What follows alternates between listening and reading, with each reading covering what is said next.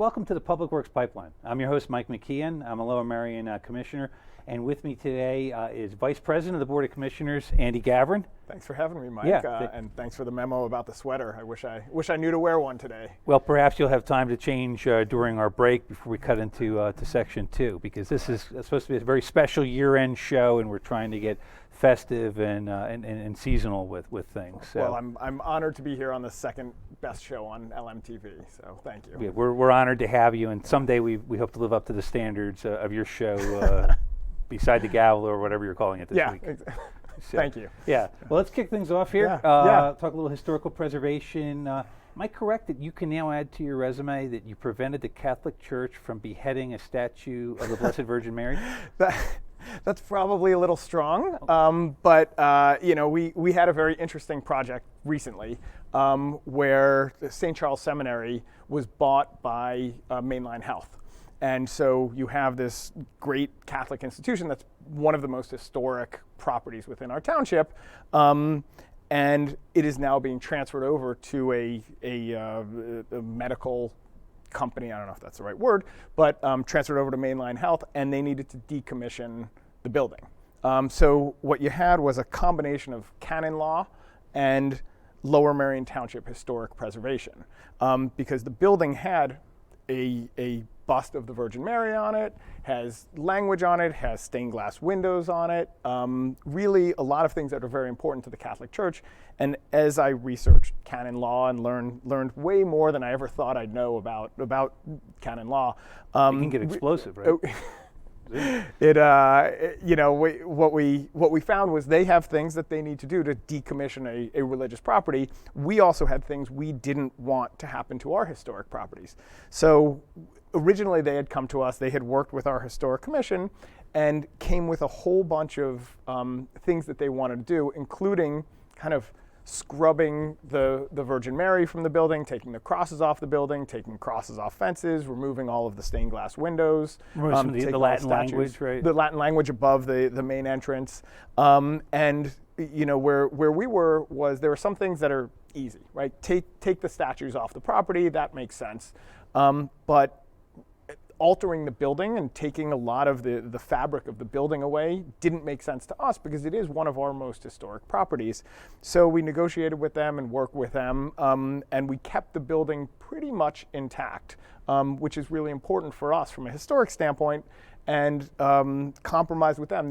They're taking the stained glass windows that they need to take, and they're going to be using it on other properties and other churches, and replacing them with an appropriate replacement for those windows.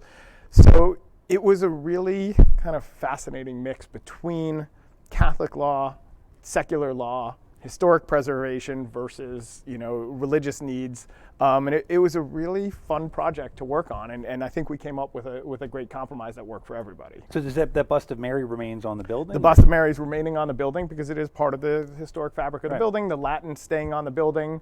On the cornerstones of the building, they have the dates with a cross on it. Those are staying on the building, but they are taking a bunch of like I said, the stained glass windows. They're taking a lot of the statues out.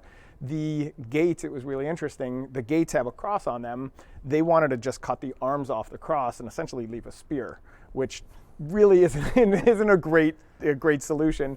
So they are taking the entire cross off. They said they wanted to minimize what they were taking off, but it had to be done in a way that was right.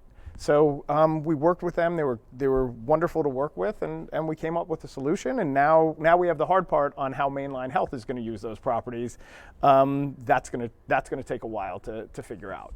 Yeah, absolutely. So, I've seen some multiple plans have been submitted, and we may see more plans in the future. Yeah, no, absolutely, and they're going to have to work with us on our zoning, and we're going to have to work with them on their needs, and it'll like everything else that we do, it's a balance, it's a compromise, working on something that works for our institutions, but also works for the residents.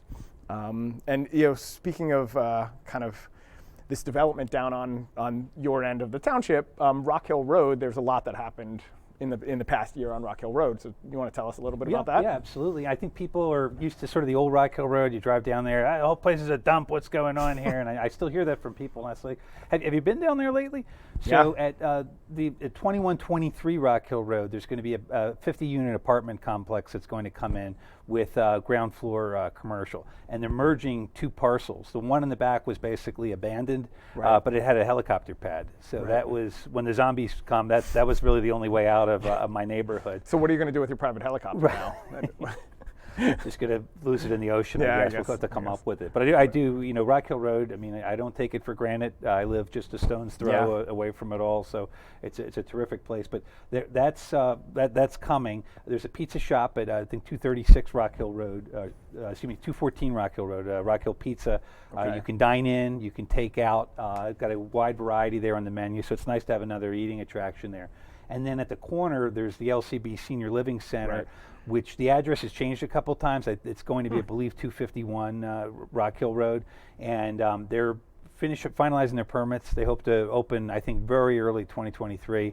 I know you've been on the site before, so the pocket park there that's coming in is going to connect to the trail. So what's really nice about that is going to be a high-end senior living center that actually has amenities for the community around there. So you can see we've got jobs coming, food, more places to live. But I'd be remiss, Andy, if I didn't mention what else is going on there. SEPTA runs a 44 bus route right along Rock Hill Road, and that can drop off people to work at Wawa or local places, people who live there to get pizza or whatever, and SEPTA plans to cut that line. So we were disappointed to see that, but that's apparently coming down the road next year. Now, we have no control over what SEPTA does, right? We can't, with our private companies, with institutions, we can kind of work with them. SEPTA, we can talk to them, we can influence them, but we have no right to say, like, legally, we cannot say you cannot do this. Right. I mean, I think what we can do, I can get on a public access show and passive aggressively make comments about SEPTA. I think that's a great idea. Yeah, and maybe look to do that at some point. But other than that, there's not a lot that we can do, unfortunately, because SEPTA is its own body there. Yeah, and my sources tell me that most of the SEPTA employees, at least the higher ups, watch the Public Works pipeline. So it's a perfect venue to do that. Yeah, no dispute here on that. So that's coming down next year. Let's talk about the year in review a little bit. Firefighter real estate tax credit. So we used to do it so you would get a 20% tax break for firefighters who lived in the township. That's been increased to 100%. Yeah. So no, our firefighters are so important. We have a volunteer firefighter company. We do have a couple of paid firefighters, but it's mostly a volunteer system where we have a number of companies. It's mostly volunteers, and because they're literally putting their lives on the line for us. And to be able to do something for them and give back for those that live in the township, say we're going to give a break on 100% of their taxes is a wonderful thing that had support across it's a small thing, but the kind of least we can do in a lot of ways. But I'm very, very happy to do that. Now, also in Belmont Hills, the library has opened its own monarch butterfly garden. That happened in late April. So that was the Belmont Hills Library Board, also worked with the local civics.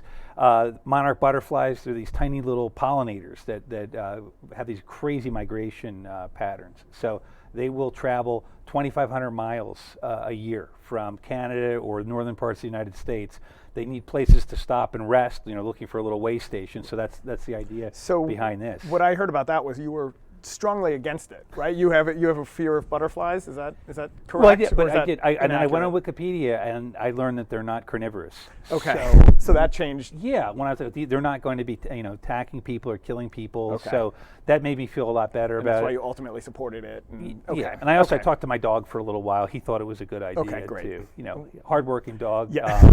He paid his own way through obedience school. So when he supported it, I was like, all right, I'm down. But for the butterflies, they migrate all the way down to South America. Sometimes it's their ancestral homelands where they'll go, and it's a one-way trip. So they get down there, they mate. The males die almost immediately, and then the females fly back up to this area, and they lay eggs in milkweed and other areas along the way. And at some point, they die too. Wow. So you know way too much about butterflies. Yeah. I think they peak as caterpillars, but it's just. Oh yeah, right. That makes sense. The Saldo. Yes. So in 2020, we passed a new zoning code, the first time in almost a century, and part of kind of the zoning code obviously sets the limits on what can be developed, how things are developed. part of that is the subdivision code, or the SALDO, which really kind of gets into the weeds. Sorry, on how kind of what you can do with existing development, and what the streetscape looks like, and really gets into a lot more of the landscaping issues. So we did pass that, which was an important next step, following up on the zoning code. Yeah, another thing, new library director, Lynn Williamson. Yes. She replaced Dave Bellinger, who worked at the township, I think, 5 or 6 years. Lynn almost immediately tried to blow up our township budget by trying to add 3 new librarians. I think they're badly needed, so it's a great idea. They are, and we've been blessed with wonderful kind of heads of our library system. I mean, our library system really is one of the crown jewels of Lower Merion. My local one is Ludington, and I know you have Belmont Hills Library, and we've expanded the hours on that recently.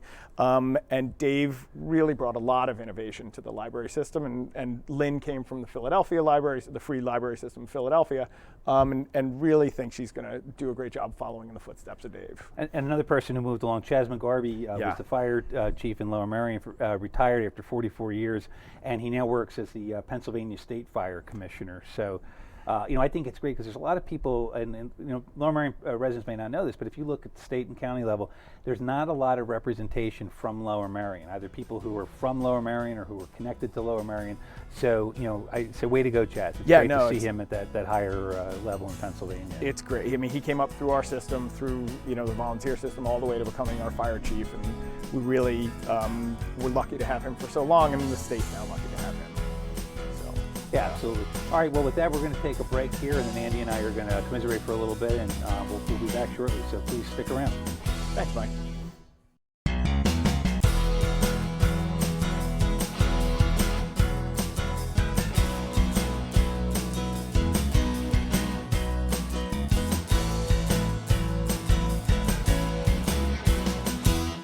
Hi, welcome back to the Public Works Pipeline. I'm your host, Mike McKeon, and back here with me is Vice President Andy Gavrin. So we left off, we were talking a little bit about fire and Commissioner Chas McGarvey.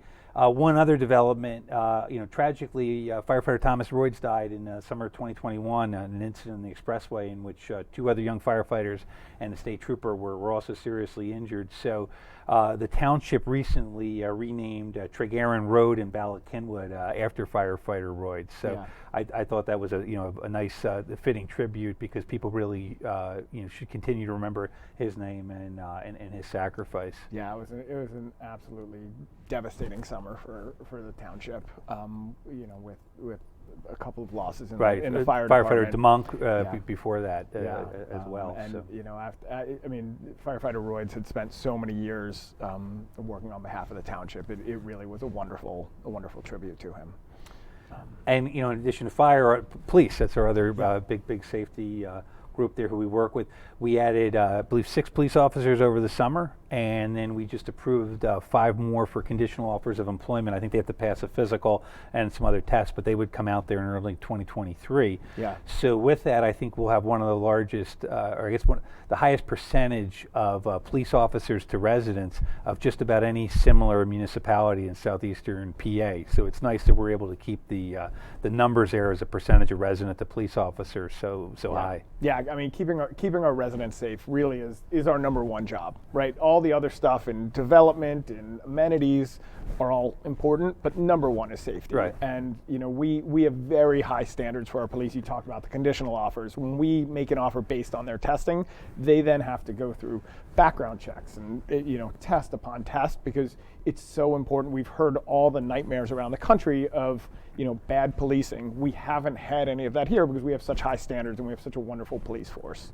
Now, you just talked about high standards and things that are some of the most important things we do. I think that'd be a good time now to segue to the LMTV shows that we do. So you have a regular show? Yeah, I mean, this is a fine show, right? And as you see, as you mentioned, I went home over break, grabbed my lovely Christmas sweater. Unfortunately, even though the people watching think we're in this beautiful conference room, I'm going to let you in on a little secret. Some of the shows use a green screen in the background. Right. My Christmas sweater has green on it, so I'm wearing it backwards, looking a little ridiculous, but I'm doing it for you. But beside the gavel, the #1 rated show on LMTV, the most award-winning show on LMTV, I've had guests In January, I'm going to have President Sinai on it. Really You really high-end had just about guests. anybody on it, right? I mean, anybody who's ever tangentially related to the township, you'll ask them some softball questions, right, and make a show out of it. anyone who's willing to spend a half hour with me, I will have them on the show. No, I've had a number of commissioners. I've had a lot of our staff on the show. I've had the director of historic preservation at the Lower Merion Conservancy. I'd mention her name, but I can't pronounce her last name. So it really is a great show. And I got a letter here from a viewer. I don't know if you'd like to read it on air for the first time and react in real time to it. Ooh, I purchased the entire box set DVD collection of Behind the Gavel, but I was disappointed that the director's commentary was nothing but heavy breathing. I'm really sorry that your wife didn't enjoy the show. It's weird that she signed it. It was supposed to be anonymous, I think. But Jen, I apologize that you didn't enjoy the show as much, or at least the director's cut. She enjoys the regular episodes of the right, show. but not the director's cut. That was a little disappointing. Thanks so much for that. Right. I appreciate that. Yeah. I'm not sure. I got. Oh, you got one as well. Yeah. Let me see. When are you finally going to do autopsies on all those alien bodies stored at the Kegel complex? Great question. Yeah, now, I think there's a shelf life on an autopsy. So those bodies have been there, 40, 50 years since the Great Radnor crash. So I think it's a little late for it. And then we don't, at the Public Works pipeline, we really just don't have the facilities there to do any kind of an autopsy on an alien or human being or frog or anything like that. I mean, I know you have your tools, right? Right. And you do it for fun, but yeah, it's get different to do it at a professional level. Yeah. We do our own stunts on the Public Works pipeline, but we kind of draw the line there with autopsies. You know what I learned recently though? The Montgomery County coroner, so that's an elected position, does not need to be a doctor. You can be the coroner and have no experience whatsoever doing autopsies. Fun fact. Yeah. No, that seems like Dr. Nick from The Simpsons would probably really enjoy working with a coroner like that. There you go. So let's talk about just upcoming events. December 16th, 2022, at the Belmont Hills Firehouse, the Belmont Hills Civic is sponsoring Polar Express Movie Night. So Very you can cool. show up with pajamas and a sleeping bag. The only thing is RSVP with the Belmont Hills Civic by December 12th if you plan to attend. Also, kind of on that theme, the township, we have a final budget meeting on December 14th, and pajamas and sleeping bags may be appropriate for that one. Including as for well. the commissioners? Or, Absolutely, yeah. Okay, I will. And possibly breakfast. I mean, I would never come to a commissioner meeting not in a suit and tie, right? You and I. Yeah, and that's why. I mean, I hear it. I feel, like this is went the right way. No, I think that looks very good on you. I mean, do you want me to put the antlers on if you're gonna wear so. the hat? Yeah, I mean, right. We let's might as well do this right. So is that Yeah. me? Brings out my eyes. Absolutely. Nice. It's amazing now with the juxtaposition with that and the sweater there. So the new middle school, right? Yes. Black Rock. What can you tell us about that? After years and years in negotiations, development, it finally opened. It opened in September for grades 5, 6, 7, and 8. So the Lower Merion School District changed the layout of the grades because we were having overcrowding at all the elementary schools, all the middle schools. They pulled 5th grade out of elementary school, moved it into the middle schools, and added this new middle school. So the Black Rock Royals, going along with the theme of the Knights and the Ballackinwood, what are they? I think they were the Knights, right? Oh, the Ballackinwood Knights and the slay Welsh the Rally dragons Dragons, at Welsh right. Rally, right, And yeah. now you have the Royals. So you have the whole medieval theme for some reason. So we have the Royals. Which is Upper Darby was also the Royals, I think, but. Okay. But I digress. Yes, Yeah. yes, you do. It's a wonderful school. It's really brought a lot of energy.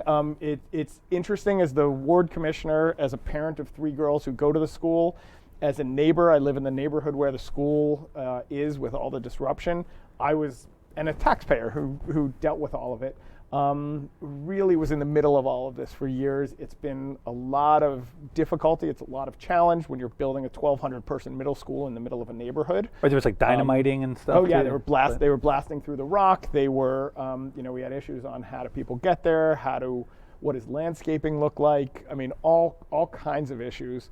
But we worked through everything. Again, compromise, balance, working together has been the key.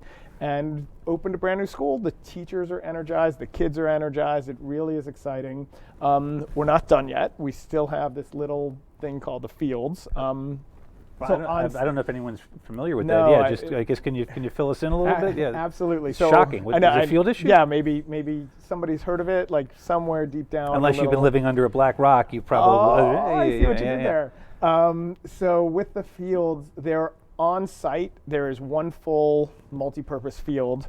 There's also a half field of practice, and there's also tennis courts. So it accommodates some of the teams, but there's no baseball field, no softball field.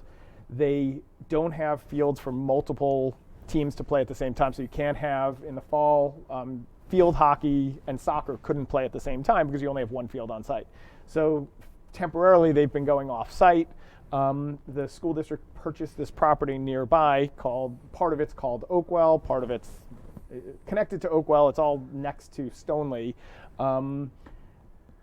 The plan that they submitted is something I have rallied against. The community has really come out strongly against. It would include the destruction of 4 historic buildings. It would include the tearing down of about 500 trees. A really, really aggressive plan to put the fields. Now, the school district needs fields, so I've been spending a lot of my time over the last year or so trying to work with the school district and working very well with the school district and the current administration on finding a solution so that they can have a permanent home for the baseball team, for the softball team, for all of these Black Rock teams that are going to smoke Bala Cynwyd and Welsh Valley in the years to come. So, and there's an intergovernmental committee, right, with the Board of Commissioners. How does that work with the schools? So it's been interesting. We've had through the years a mix of public meetings and private meetings. A lot of the work is not appropriate for the public. So there have been meetings with Ray Courtney, one of our colleagues, and myself, working with a couple of the members of the school board to try to come up with solutions. And taking input from the public and really. We've gotten a lot of feedback from a lot of members of the public. There's a Save Oakwell group. There's a number of other groups who've done a wonderful job advocating, for making sure that the field space is done appropriately. And so we've been working with them and then working closely with the school district, and we'll hopefully have a solution that meets everybody's needs. That's a wonderful compromise. And gets the fields and also protects our environment and our history of Lower Merion. Yeah, and I can appreciate just when you get to these, you're trying to negotiate, if you had a room with 800 people in it with 800 different ideas, it's very difficult, and that's why you elect representatives for those kind of meetings to really try to generate a solution. You kind of have to have a small group setting for that. And it doesn't mean that the public's input and what they're doing is unimportant. Right, you're representing them, basically. Exactly, and so I'm hearing all the time from members of the public, and I'm taking that and bringing that to the school district. And yet, like you said, you can't have everybody in a room together, but taking that feedback, bringing it to the school district, and getting us closer and closer to a solution. All right, so we don't have much time left, but let's talk about I think it's one of your favorite topics in the township, the solid waste fee. I do love the solid waste fee. A couple of years ago, we changed the fee. It was a mess. We had 7 or 8 different categories. Nobody knew what was going on. Our staff was confused and overworked trying to divide people into different categories. Our guys who go out and pick up the trash had no idea whether you were supposed to have 6 cans, 3 cans, 7 cans. It was just too much. So we solidified it and narrowed it down into 3 categories. It worked very well, and we kept it as is for another year. Yeah, another year with no increase for that. And how about pool fees? That's been your baby. Yeah, we call that Groundhog Day. We used to because of how these meetings would drone on and on for it. So now we only do the fees every 2 years. We set them in 2-year increments instead of every 1 year. And for 2023 coming down the pike, we're adopting the fee structure that we voted for back in 2020, pre-pandemic, because we froze the fees during the pandemic, and we're adopting a small increase. I think it's like $1 to $3 per family. It's really one of the best fees, or one of the best deals in town. I mean, you compare it to other things, so it's still a very, very moderate price. So I was happy that we haven't had any jumps as we had in the past a decade ago for the pool fees. So unfortunately, or fortunately, that's all the time that we have for today. So thank you everyone for tuning in to another episode of Public Works Pipeline. And thank you, Andy, for coming out. And thank you, Mike, for inviting me. Yep.